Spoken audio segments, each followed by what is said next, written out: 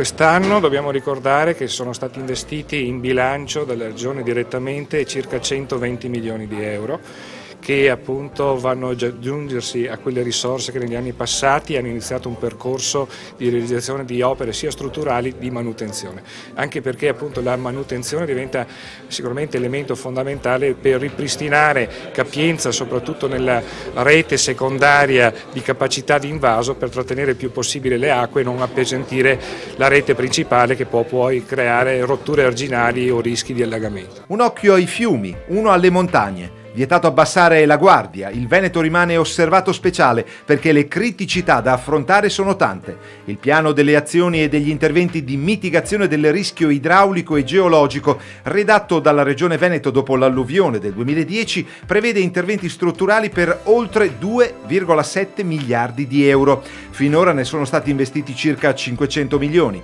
I fondi stanziati per il dissesto idrogeologico, insomma, per quanto ingenti, non sono ancora sufficienti. A rilevarlo l'assessorato all'ambiente della Regione durante la tradizionale relazione di bilancio di fine anno. Al di là appunto di certi proclami, noi abbiamo la necessità di poter spendere e soprattutto poter pagare le imprese che realizzano queste opere.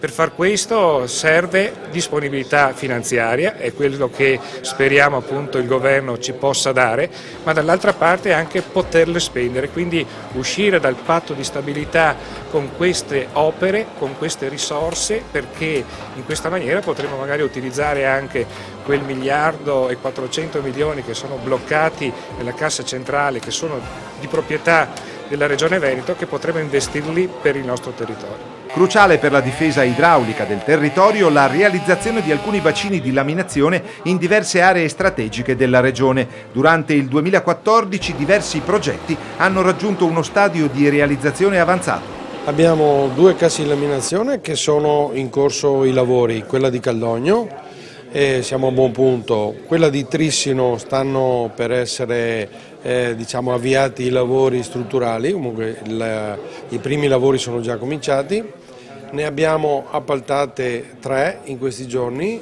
una a Riese Fonte in provincia di Treviso sul Musone dei Sassi, un'altra a Montecchia di Crosara al Degà, anche questa dovrebbe essere consegnati i lavori a marzo, e un'altra alla Casa di Laminazione San Lorenzo in comune di Soave. Anche quest'anno temperature decisamente sopra la media e abbondanti precipitazioni hanno interessato il Veneto, provocando gravi ed estesi danni al patrimonio boschivo e dando luogo a fenomeni diffusi di piccoli cedimenti del terreno. Per contenere queste situazioni è stato richiesto uno sforzo importante soprattutto agli operatori del servizio forestale, che ora auspicano l'arrivo del freddo. Se l'andamento climatico è quello attuale, e speriamo di no, ci sarebbe da essere preoccupati. Qui la speranza è d'obbligo adesso in questo momento, speriamo che le temperature si abbassino e speriamo anche in un contributo di precipitazione nevose appunto in un contesto termico di basse temperature, inverno classico. Ecco. Buone notizie invece sul fronte inquinamento atmosferico, grazie ad un miglior abbattimento dei fumi industriali e complice la crisi che ha ridotto gli spostamenti su gomma e le conseguenti emissioni nocive, la qualità dell'aria è notevolmente migliorata.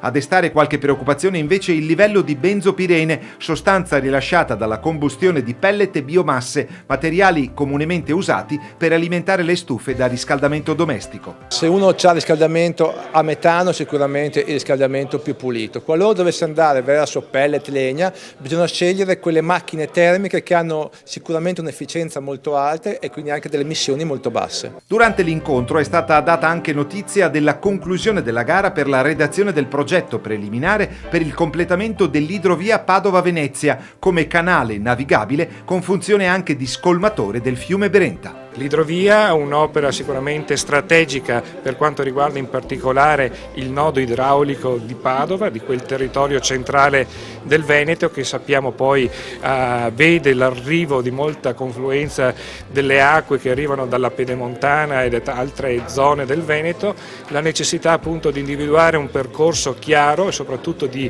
quello che può essere potenzialmente un'opera come l'idrovia, scolo delle acque, quindi canale scolmatore, ma anche se potremo utilizzarlo come via navigabile per unire il porto di Venezia con l'interporto di Padova.